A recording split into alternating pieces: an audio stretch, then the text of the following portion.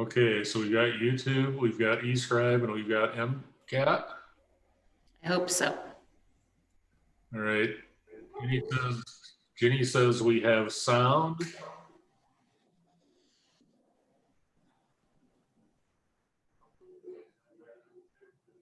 Jenny says it's good. I will take good all day. All right. With that, ladies and gentlemen, we are back in order again. My apologies. We will get this dialed in for next week.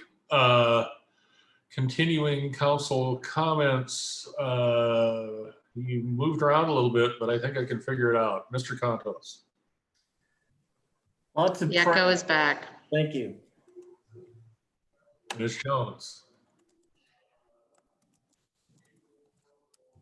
Okay, I hope there's no echo, but I'll give it a shot here. I'll keep it brief, but it has been it's been a tough few days since last week. And I think everyone is worried about our country, what directions this is going to go in. Without repeating what a lot of other people have said, I think in terms of my perspective as an elected official, it's important to focus on how we, Missoula, can be an inclusive, accepting place, because I think that's really the bigger overlay issue on top of police issues. And I have a feeling that if you asked every Missoulian whether or not they thought Missoula was an inclusive, acceptive place, you would get a spectrum of answers.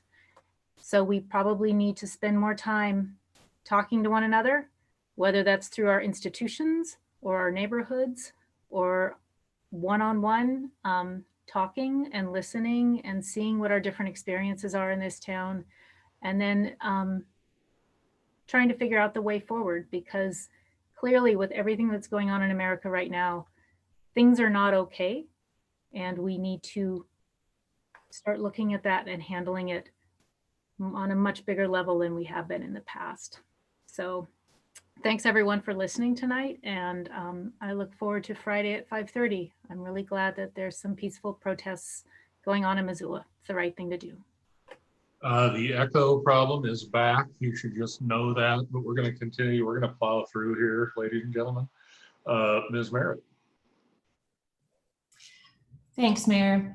I appreciate the mayor's sentiment that we can always do better and do more with training with our police force.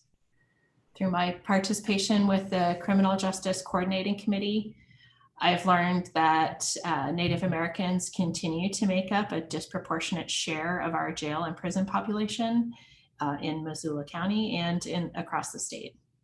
In my view, this is evidence that we still have a lot of work to do with policing in our communities. I want to express my support for the protesters here in Missoula and the protesters across the country. These protests wouldn't be happening if there were not real problems that we need to address. I support those people. I recognize my own position of privilege and recognize that I need to be part of the solution and learn more about how I can be an ally to the people of color in our community and elsewhere. Thank you very much. Mr. Hess. Thanks, Mayor. Folks have said it. It's a truly heartbreaking time for our country. I want to say, I guess, that I've spent much of my council career looking to Minneapolis and admiring Minneapolis. And on the surface level, it's always seemed to me like such a progressive city that is working. And I realize now that, like so much of our country, it's a city that has only been working for a subset of its residents. And I think that lesson drives home the fact that we need to ask ourselves, for whom is our community working? And I think that it would be a naive and a superficial thought to think that our community is working well for everyone. So what do we do? What do we do to make our community work for everyone, from the broadest policies of government that this body enacts to within our own homes, our own hearts, within our own thoughts? because if we live in a community that doesn't work for people of color, that doesn't work for everyone, then it truly is a community that doesn't work for anyone at the end of the day.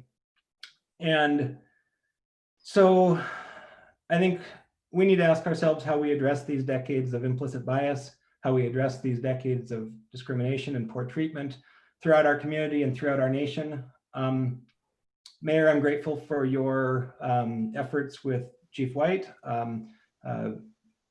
Mr. Van Lossberg, I'm grateful for your efforts with community partners and with the chief as well. I look forward to talking to Chief White and council, and I look forward to an ongoing community dialogue.